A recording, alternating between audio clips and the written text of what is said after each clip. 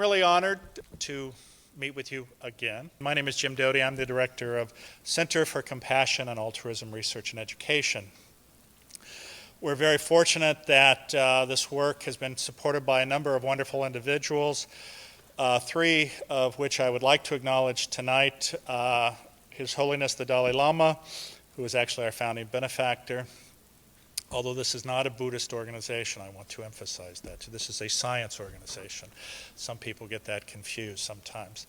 And the other is Ming Chad Tan, who, and Wayne Wu, both of who are significant benefactors and patrons with His Holiness the Dalai Lama.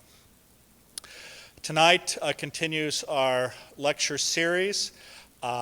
Stephanie Brown is our speaker this evening. Stephanie received her PhD from Arizona State University in social psychology. Her interest has focused on the neuro-affective mechanisms of prosocial and altruistic behavior. And specifically, she's very interested in understanding other directed motivational states, as well as helping on stress regulation and inflammatory disease. She also has great interest in understanding the evolutionary mechanisms of these types of behavior in regard to how they interact with body regulating mechanisms. Tonight she's going to talk to us about the neurological basis of compassion and its impact in regard to inflammatory states. Without further ado, my friend Stephanie, thank you.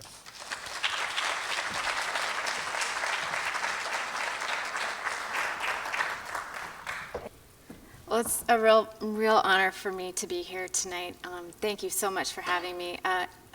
The particular center that you have here is something that I think I dreamt of about 15 years ago as I was working on my dissertation.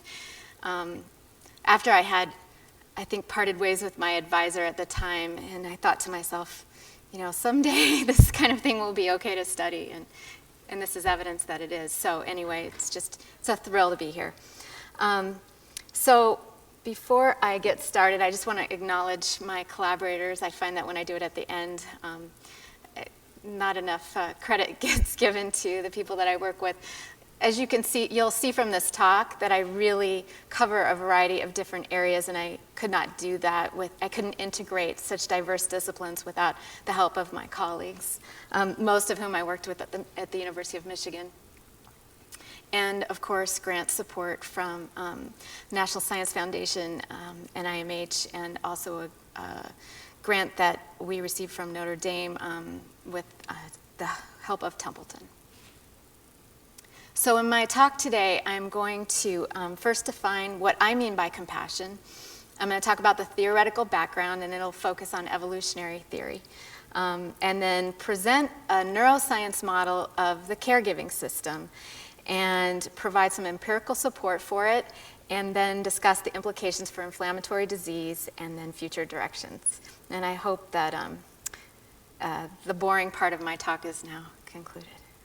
Defining compassion. I define compassion both as the actual behavior of helping others and as the motivational state that gives rise to that behavior. Now, we take for granted that as parents, we give to our children, we help them over a long period of time and in the absence of reciprocity. And as parents, we assume that the word compassion applies. I think we feel intrinsically motivated to care for our infants. And we continue caring for them at high cost in the absence of reciprocity, even when sometimes the children don't appear to deserve it. I don't know if you can read this, but it says, "My daughter is dating a terrorist." And there are other examples. So this man somehow knows that he's going to be helping his future bride at some cost to himself, and I think we would argue or debate about whether or not he's truly motivated to do so.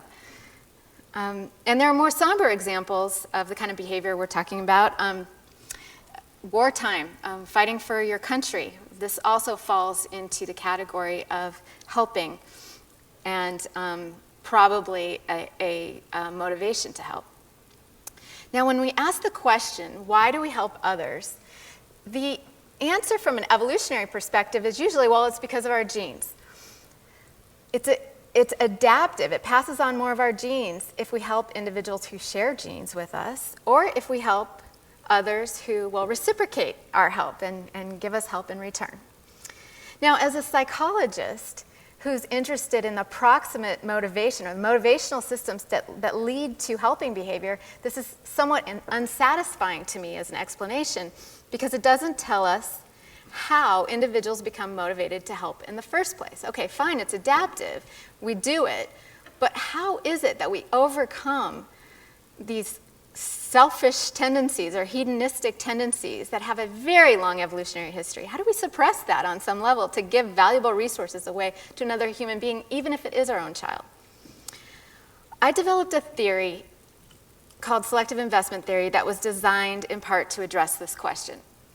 And what I argued is that the social bond motivational system causes you to suppress your self-interest on some level in order to become motivated to prioritize the well-being of another human being at high cost over a long period of time and even in the absence of reciprocity. And this may seem somewhat intuitive, but at the time I proposed this, it really contradicted the traditional wisdom that our relationships are there to help us get our needs met. That when we're in a relationship, that special motivation that we have, that special attachment or social bond that we have is to help us stay in proximity to those who meet our needs. And probably the best example of this traditional wisdom comes from attachment theory. And if you think about Bowlby's functional significance of the attachment bond, he said the attachment bond was to help the infant stay protected from predation. So that it's the infant's motivation to stay close to its caregiver that helps the infant survive. That was the functional analysis. So let's take that for a second at face value and ask the question, well, what if traditional approaches to this question are accurate? What if it's true that the infant's motivation is responsible for the infant's survival? Well, think through this. How likely, especially what we know about attachment, where there are avoidant attachments and insecure attachments, how likely is it that the infant's motivation is responsible for protecting it from predation? And wouldn't we think about the power, really, of having protection from predation come from the caregiver's motivation?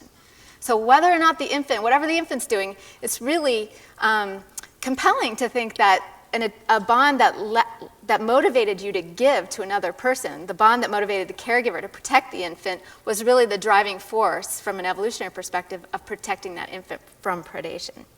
The other question that is important to consider is, what would the alternative look like? So let's take our traditional wisdom. That the infant's motivation is helping it stay close to its caregiver. Well, if that were true, how in the world would caregivers ever raise infants to the point of maturity?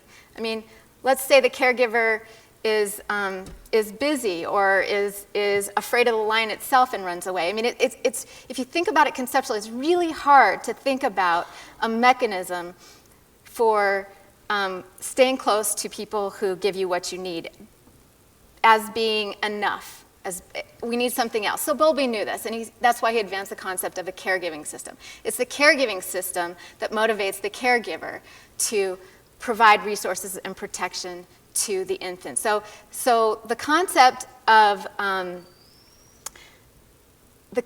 helping the infant is actually a parsimonious way to think about protecting the infant from predation. But then how do you get your needs met if we assume this new approach is accurate? This idea that the bond helps us give, the bond motivates us to give. How in the world do individuals get their needs met? Well, we already have basic reinforcement mechanisms to help us get our needs met from others. So you don't really need a special system for that. But there's another problem with this idea that the bond makes you give. And the problem with the idea that the bond makes you give is that, what about exploitation? If we're going around giving our valuable resources to another person, if we're suppressing our self-interest, what do we do about others who will take it from us? So part of selective investment theory is also to suggest that we do not bond with just anyone. We bond in a particular circumstance that was safe in terms of exploitation, where we minimize the risk of exploitation. And this circumstance I refer to as fitness interdependence. And fitness interdependence is a correlation in the fitness outcomes of two or more individuals. So that when one person's fitness increases, so does the other, and when one decreases, so does the other. So it's like it's appealing because if you try to exploit someone you're in this positive correlation with, you're basically biting the hand that feeds you. If you need that person and they need you, then you are, then what you're doing is making it so exploitation would not be a viable strategy. Cheating would be punished. The cheater would hurt themselves by trying to exploit in this circumstance. The other advantage to fitness interdependence as a prerequisite for forming a social bond is that you're now giving to an individual who is in a position to benefit your genes in some way, because they're already connected, this correlation between yourself and another individual.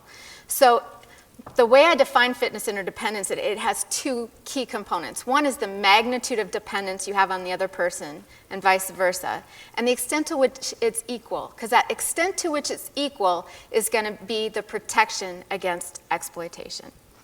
So what are some examples of fitness interdependence? You can have fitness interdependence because of common genes.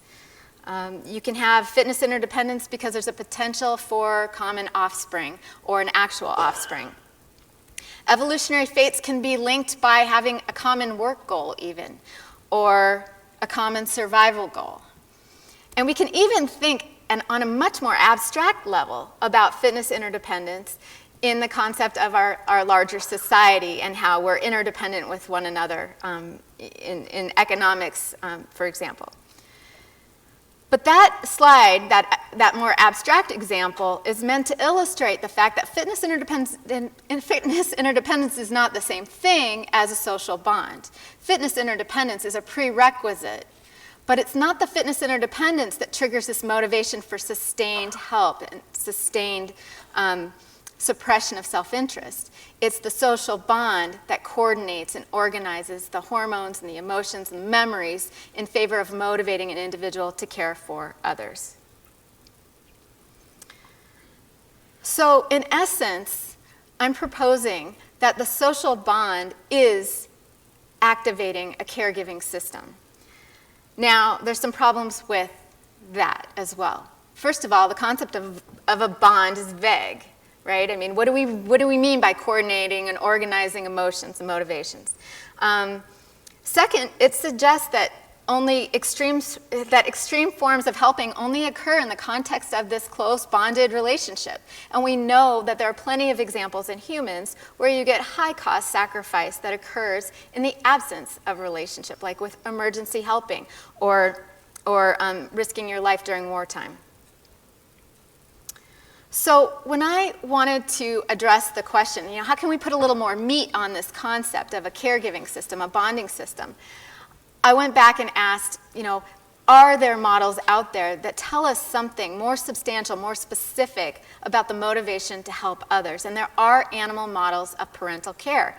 Now, this is important because these animal models animal models of parental care are particularly appropriate in this case because many evolutionary theorists, including myself, assume that the parental bond, the maternal bond, is really the prototype or the basis for all of social relationships that we see. So when we have relationships, it's activating that essential bond that evolved in order to raise helpless offspring to reproductive age. So when we start developing this neuroscience model, I just want to alert you or draw your attention to the idea that this combines not just the animal model of parental care, but it takes advantage of neuroimaging studies of human parenting responses, also selective investment theory, also polyvagal theory, which is an evolutionary theory of the autonomic nervous system, attachment theory, and then the vast social psychological literature on prosocial behavior, empathy, self-efficacy, intrinsic versus extrinsic motivation, and close relationships. Now, when we look at the animal model, we notice that there is a brain region that has been isolated as the motivational basis for helping, and it's active help. It's not passive help. It's active help like pup retrieval, nest building, grooming. It's the medial preoptic area of the hypothalamus, and the reason they know it's this particular area and that it's specialized in this way is that when they do lesion studies, they disrupt maternal behavior, but they don't disrupt anything else that's under the control of the hypothalamus. There's no disruption to motor behavior. There's no disruption to body temperature, hoarding, sexual behavior. So this seems like a very specific region that's designed for parental and possibly more general prosocial behavior. And it's active. Now, what's interesting also about this is that the circuitry that leads to the helping behavior is not mediated by hormones. That tests that have looked at this region, they actually examine the role of hormones, so looking at it with males or juveniles, and pregnancy hormones are not necessary to get the maternal behavior. It takes a little more time, but it still occurs, and it occurs as a function of the medial preoptic area. Now, this also suggests some generalizability, so that it's not hormonally dependent. It can happen with males, and attempts to generalize have shown it exists in other species. Not just that it exists, but that it's responsible for parental behavior in other species. Now, what hormones appear to do, pregnancy hormones, is they make the onset of the helping behavior happen much more rapidly, so that they effectively prime hormones like oxytocin and possibly progesterone, prime the medial preoptic area and increase the chance that activation is going to lead to a helping response.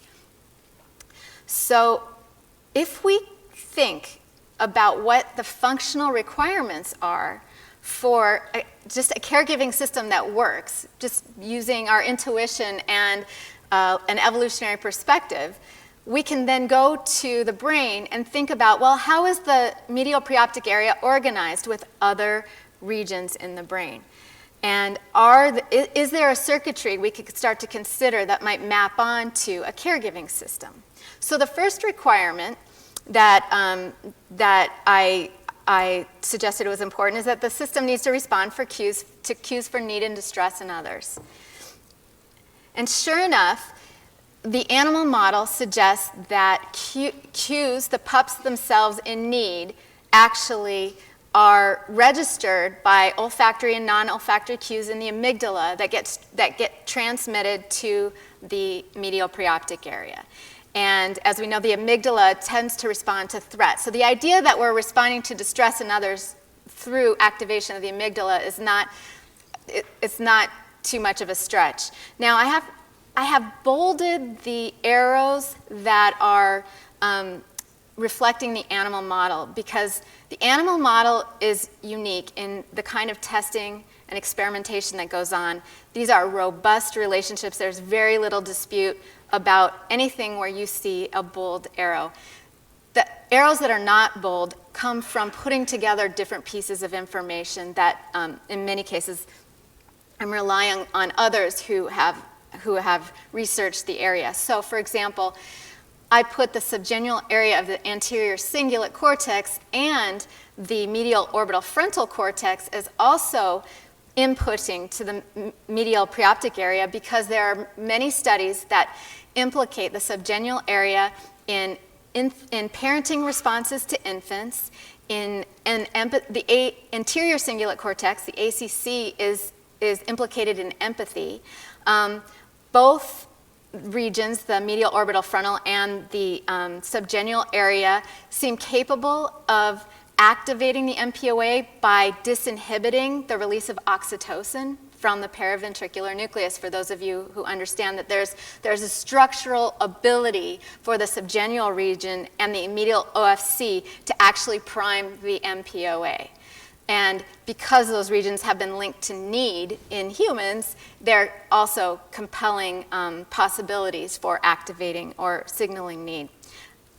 Now, the next functional requirement, I think, for a caregiving system to be effective is that it's got to minimize motivational conflict. If you imagine a mother making choices between going to Vegas and having a fun night gambling or staying home with her infant, we hope that the mother chooses to stay home with the infant, and the fact that our infants get to reproductive age in most cases should tell us that in general the motivational conflict does get resolved in favor of parenting. Now, one of the ways motivational conflict needs to be resolved is to suppress reward-seeking motivation. This is probably the most provocative thing that I will say in this talk this evening, provocative just because I'm going to go against the standard way behavioral neuroendocrinologists talk about this system. But I think the data are interesting at the very least and warrant discussion. You might not find it provocative if you haven't studied the nucleus accumbens or think very much about its role in reward seeking. But we know that the nucleus accumbens is the area that is most thought of when we talk about reward motivation. It's the region that's involved in sexual preferences, in wanting, in needing, in chemical addiction, in hoarding behavior.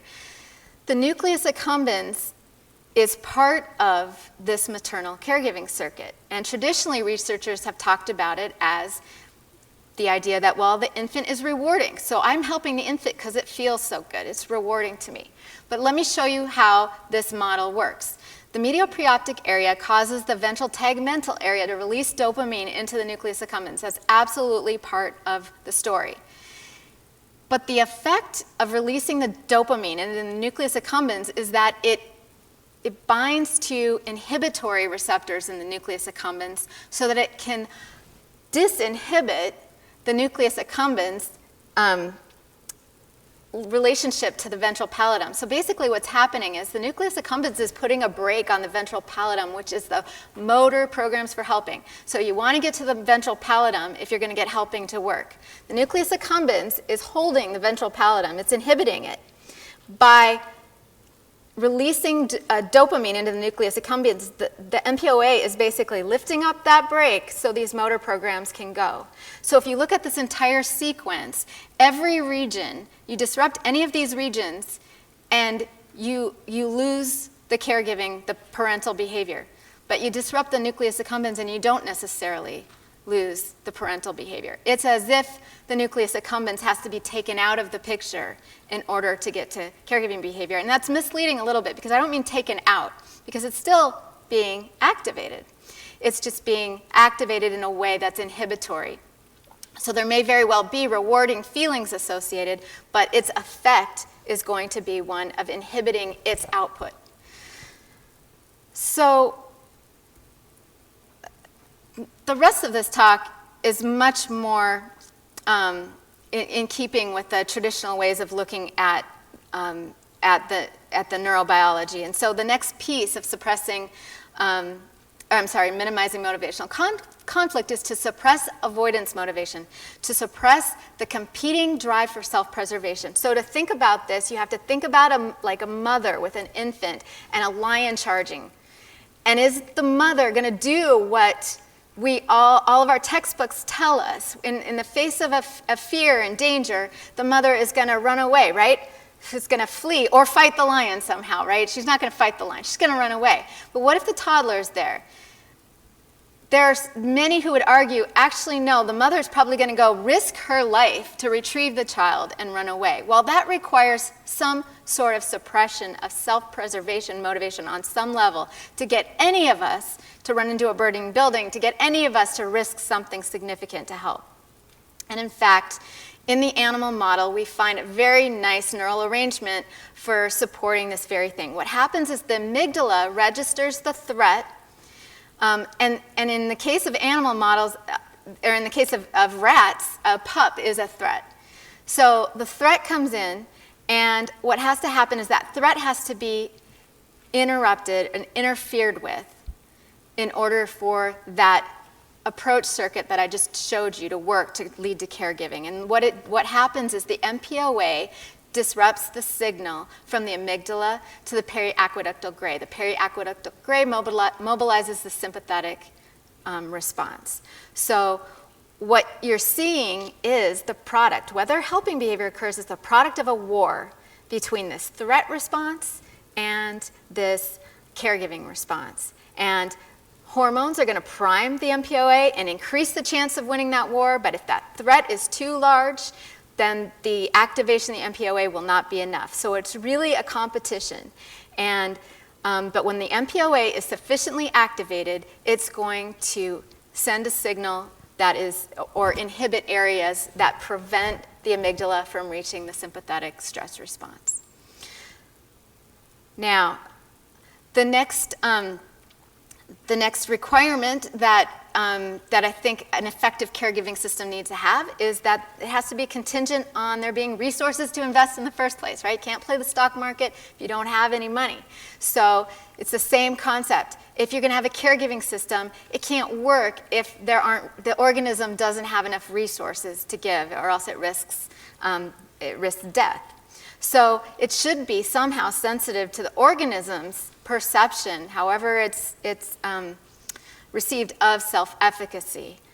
And in fact, there is a neural arrangement where we've got connections between the MPOA and something called the habenula. And the habenula is actually becoming more interesting to study in depression research, because the habenula looks like it basically tracks hopelessness. As it gets bigger, as it gets more activated, it inhibits the release of dopamine and also serotonin from the ventral tegmental area. Well, in our caregiving system model, you can imagine that a very large inhibitory influence on the VTA would mean you're not releasing dopamine anymore into the nucleus accumbens. So you're literally blocking the ability to inhibit the nucleus accumbens' hold on the motor programs. So the point to take home is that if there was a sensitivity to the habenula being activated, if we felt hopeless, for example, then that should roughly track whether or not we have the resources and ability to help. So it may be very important for individuals to feel like they can help and to be optimistic that they can help, as opposed to being overwhelmed and feeling hopeless and therefore not having the neurotransmitters that are necessary to activate this system. And then related to being contingent on the availability of resources, there should be a way to be sensitive to the drain on resources that occurs. So imagine like a caregiving situation, you're trying to take care of a family member and they're dying, it doesn't matter what you do, and you're struggling and you don't know what to do to help, and you can't, and you continue to do it. It may be that our depressive episodes, our depression itself, is there to be a regulator of the caregiving system. Consistent with that, the same area that I identified as tracking need in others, the subgenual anterior cingulate cortex, that area is also targeted for depression treatments. It is a mediator of sadness. It is thought to be one of the ways to think about improving depression. So that same area also looks like it causes depression. So you could imagine if it's overactivated, activating the caregiving system repeatedly to no avail, you can imagine a situation where perhaps the habenula gets stronger, the subgenual area actually gets stronger, and it's harder to register signals of need from others coming in. Now, the final criteria for an effective caregiving system, I think, is that the system should be sensitive to cues for exploitation. And based on selective investment theory, this suggests that there might be targeted investment then to partners with whom you have a social bond already, or a sense of being able to perceive circumstances of interdependence. And in fact, if you look at the orbital frontal cortex, the orbital frontal cortex is interesting because it looks like it has particular cells that may be able to track bonded partners. And that's because there are particular cells that are called bimodal cells. It's one of the few places in the brain that information from a variety of sources comes together into one, that's integrated into one place. And not only that, so if you think about a banana for a second, in the orbital frontal cortex, you would know how it feels, how it looks, what it smells like, what it tastes like. It would all come together in this place. That's what it means. That's what bimodal cells mean. So you can imagine having a one-to-one correspondence between an actual person in an area that we already know is linked to the hypothalamus. The other interesting and neat thing about the orbital frontal cortex is that it can change its pattern of firing based on changes in motivation. So if you imagine someone who might betray you, or going from a stranger to a friend to an enemy, you can imagine that if you were tracking that person in the orbital frontal cortex, you can basically take your activation of the caregiving system and redirect it laterally, which has been connected to social aversion and exploitation and other means of emotion regulation. So through a process of almost being a gateway into this caregiving system, you can think about the orbital frontal cortex as being the gatekeeper of whether that system gets activated. In fact, other researchers have suggested that the orbital frontal cortex permits access into our caring capacities or not. Now, when you put this all together, and I promise I won't give you a quiz on the neuroscience that underlies these things, but if you put this all together, it suggests a model of a caregiving system where we can actually think about psychological variables. And these are how the psychological variables map on to the relationships that I just showed you in the neural circuitry. So importantly, you see that cues for need can come in and either activate caregiving motivation or activate extrinsic motives for helping. So remember, going through the hypothalamus would be caregiving motivation, or we can go other routes, which would be more self-serving and coerced kinds of helping, or helping out of obligation. So we're not saying that the hypothalamus is regulating all helping, but that it's regulating helping for those where there's the release of hormones that are related to caring capacities like oxytocin. And that if you're engaged in your caregiving motivation, you aren't going to help unless you've already regulated stress. So what it does is it suggests only in this MPOA, this hypothalamus activated basis for helping behavior, do you find stress regulation? Because it is a prerequisite. In order to activate those motor programs, that competing fight or flight motivation has to be interrupted. All right, the stress response, and it's basically the same thing, from the amygdala to the periaqueductal gray. So stress regulation is a part of any helping behavior if you're in the caregiving motivational system. That's one prediction. The other is that relationship variables, like whether you have a bond with somebody, whether there's interdependence, are going to increase the chance that you're going to activate this caregiving motivation. Now, that's at a very broad level from an evolutionary perspective from selective investment theory. At a very specific level, the hormones that have been implicated in our relationships, in our bonding behavior, in our attachment security, include hormones like oxytocin, which is causally related to helping behavior. There are receptors everywhere in the hypothalamus for it, and it theoretically can get released from these higher order sort of neural analogs. So one of the things to know for the rest of the talk about oxytocin is that oxytocin is capable of releasing progesterone.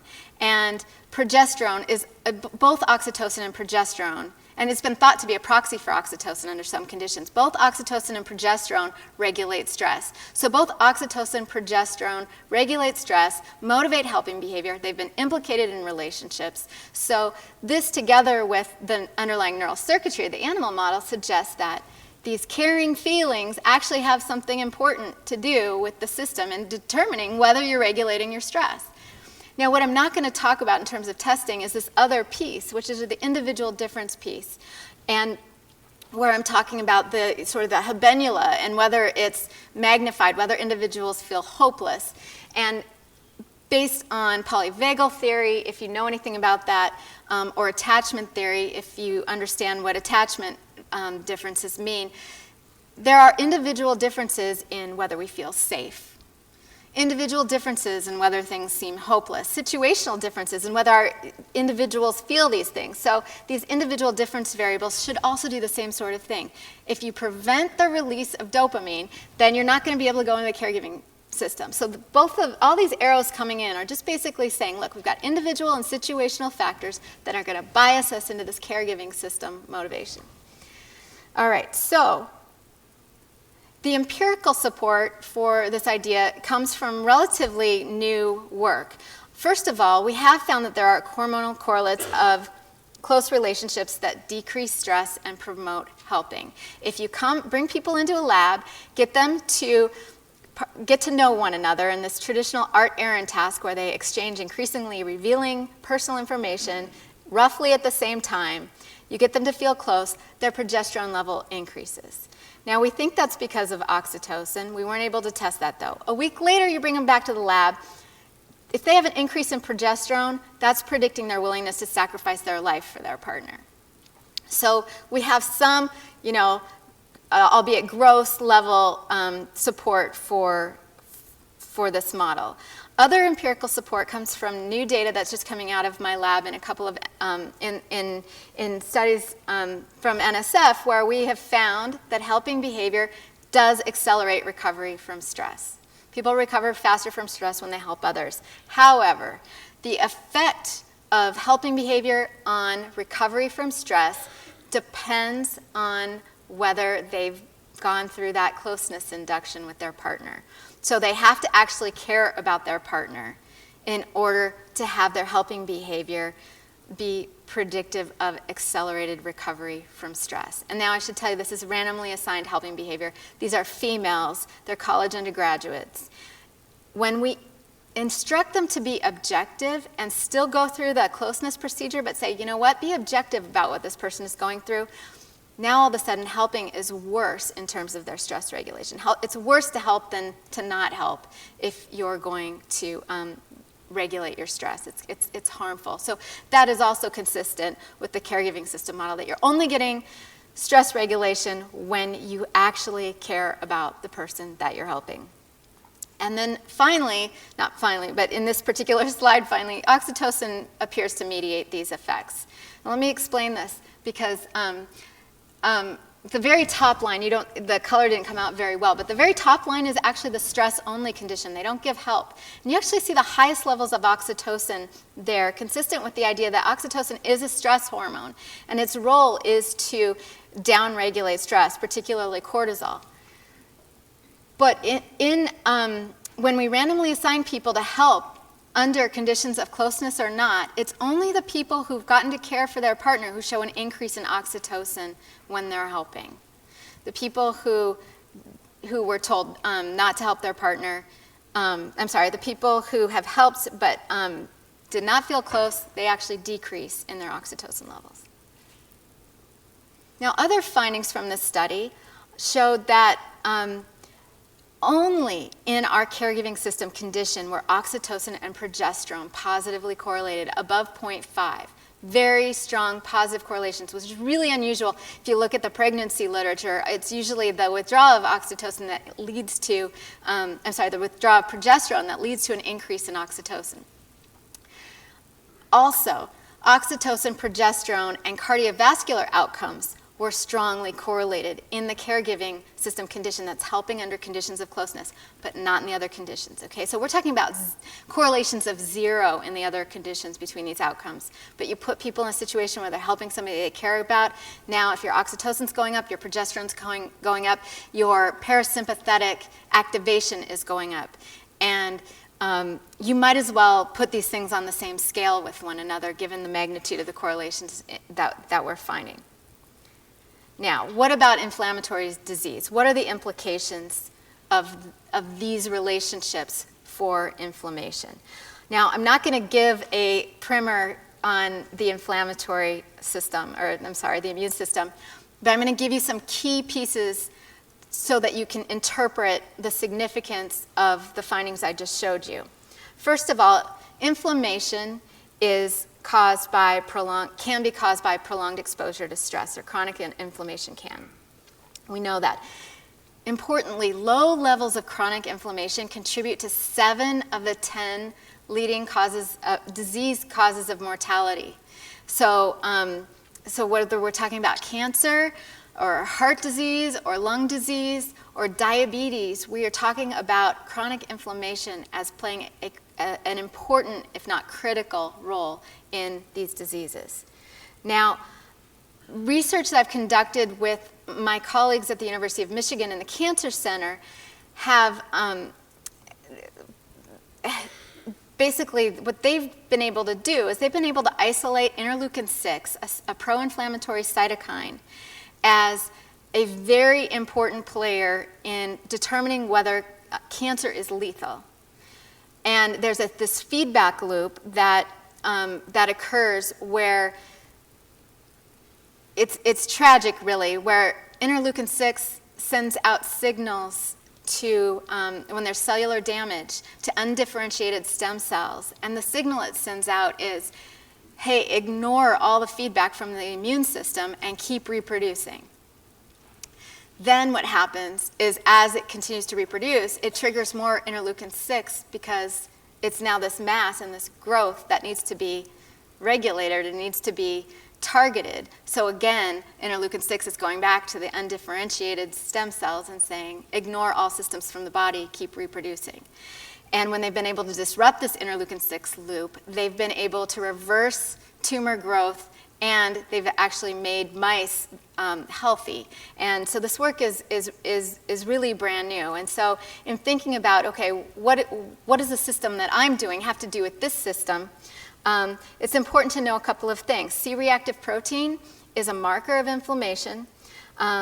And some of the enzymes involved in this interleukin-6 gene expression include COX-2, which is, it doesn't matter if you don't know what it is, but it is a new target for cancer treatment.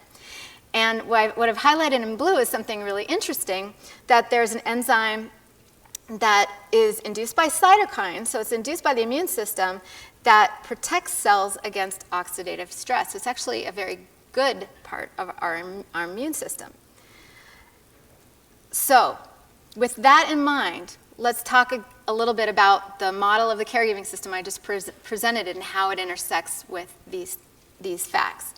First of all, given the role that chronic stress or prolonged exposure to stress plays in chronic inflammation, just the neural arrangement alone, where you get a break from the stress response by activating the hypothalamus to interrupt the signal to the sympathetic stress response, just that break alone should have important implications for helping individuals to stay out of that chronic stress state. It would bring the stress level down.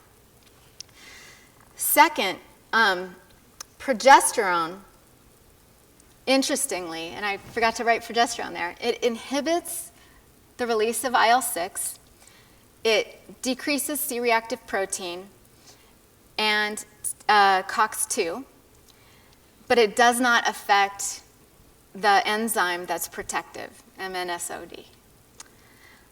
And so that suggests this model where progesterone is, but at the same time, it's downregulating some of the harmful effects of the immune system, but preserving some of the beneficial effects of the immune system.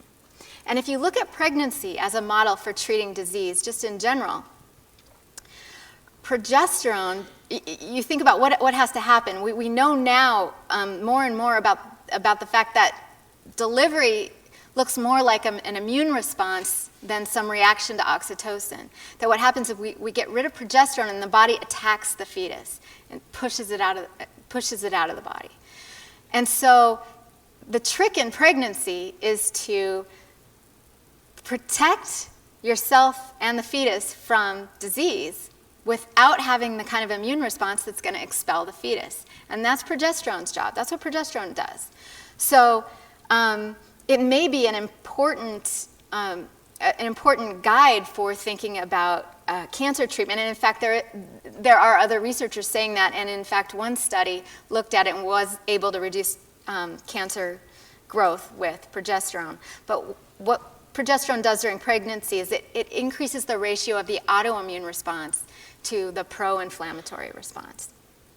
And anti-inflammatory to pro-inflammatory. Other effects of progesterone, if that wasn't enough, it promotes homeostasis and regulation of fat metabolism, blood sugar, zinc, copper levels, and it restores cell oxygen levels. In the central nervous system, it regulates neurogenesis, regeneration and myelination, inflammation, and mitochondrial function. Because of this, it's used as a treatment for Alzheimer's and traumatic brain injury, and it reduces tumor growth and prevents cancer during pregnancy. And you'll notice, in the hormone replacement therapy, progesterone was typically paired with estrogen and was thought to be very harmful. And while investigators are still trying to understand the difference between exogenous and endogenous progesterone, we do know that progesterone protects against some of the cancer-causing effects of estrogen. So the implication is that links between the caregiving progesterone and inflammation may account for why compassionate behavior is repeatedly associated with better health and longevity. In fact, these are just some examples of the work that started a lot of this ball rolling and thinking about the caregiving system. Mortality studies that I've done and consistent with emerging work out of other labs consistently show that providing support, helping behavior predicts longevity. And it also predicts reduced morbidity. And it also predicts mental health and well-being. And I have yet to come across a study that argues that helping behavior is not beneficial for any one of these outcomes, with the exception of the caregiving literature talking about how burdensome it is to care for others. And in a study where we directly compared, we looked at caregivers, even of Alzheimer's patients, and we were able to differentiate the helping behavior from the stress of loving someone who's dying. And when you do that, you are able to show that helping behavior, even among caregivers, is predictive of longevity, decrease their mortality risk. And we've shown a similar effect on positive emotions amongst Alzheimer's caregivers with hours spent providing active help. Now, there's additional support that some of my postdocs and I have put out recently that directly tests the implications of this caregiving model in a much broader way, not just in the laboratory. First of all, we've found that stress buffering does indeed account for, at least in one study, the effect of helping behavior on longevity. If you look at individuals who have been exposed to a stressful life event in the last year, helping behavior predicts reduced mortality risk for them. If people have not been exposed to a stressful life event in the past year, helping behavior has no effect on mortality risk. And the flip side of this, which I think is concerning, is that if you look at the group of individuals who reported providing no help to anyone, that's about 25% of the population. We had about 800 people total. If you look at those individuals, exposure to a stressful life event was deleterious for them. The effect size of the effect of stress on mortality was much larger than you typically see, and increased twofold with every increase in life event that they were exposed to, suggesting that we may be really underestimating the lethality of exposure to a particular kind of stress that gets measured by stressful life events. Another study that I want to highlight, not just that we found stress buffering as a mechanism for reduced depression during bereavement, but we also found that among volunteers, if you look at mortality risk among volunteers, and you actually looked at the reason volunteers decided to volunteer, it was the volunteers with other focused motivation that showed the decreased risk of mortality, not the volunteers who reported self-focused reasons for volunteering. And this includes very legitimate self-focused reasons, like wanting to learn more about myself or wanting to grow as a person. So these aren't people who are selfish per se, but that it was the other focused motives that really predicted reduced mortality. And now if you go back to, if I went back to my data and decided to look to see whether we could find any evidence experimentally that helping under conditions of closeness predicted better outcomes or lower chance of inflammation. And we looked at TFG beta, and this is a factor that turns on the inflammation. It turns on inflammation. And we found that only when you help under conditions of closeness do you show reduced, this factor gets reduced over time. This is about an hour and a half study. And so we're reducing this marker of inflammation just with our experimental manipulation. Again, helping when you're not close to the person does not have that effect. And then the same thing with interleukin-8, which is a pro-inflammatory cytokine. We're finding decreased pro-inflammatory cytokine as time went on in our study for those who helped someone they cared about. So just to talk about the future directions for this work, right now I'm testing the hypothesized neural mediators using neuroimaging studies. And I won't go into how we might image something like the MPOA. We don't image that, but we're looking for the implications. So are you finding less connectivity, for example, between the amygdala and the periaqueductal gray when individuals help their partner versus when they help themselves? And we're comparing those responses to parenting responses. So we're also having them looking at pictures of infants in different emotional states to see whether, in fact, when we do help someone, is it activating this parental neural circuitry? And then I also want to talk for a second about the real-world implications.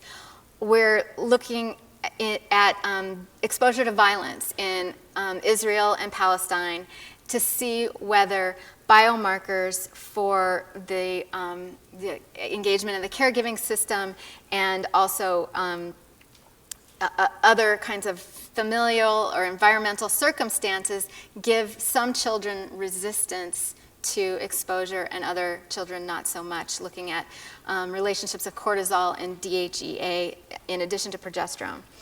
And then finally, the dream grant proposal, hopefully grant someday, is to randomly assign hospital doctors to write a prescription for volunteering at a time bank. And I don't know if you followed, in Oregon there's a barter system that's created to sidestep the economic problems and the IRS, but it's basically a time bank where if you log an out, you basically write everything that you can do and the services you need, and then a computer program matches you with both businesses and individuals, and every hour you spend working in this time bank is an hour that you get a service, like piano lessons for your child, and they actually include healthcare services as well.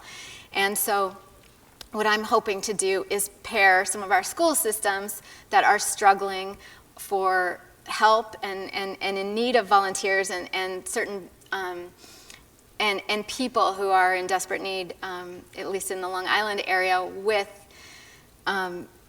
our health services to see whether we can actually get the benefits of volunteering by sort of creating these interdependent communities, really, that would also serve double as a randomized controlled trial for volunteering to see if we can, in a causal way, establish that helping behavior is predictive of better health outcomes.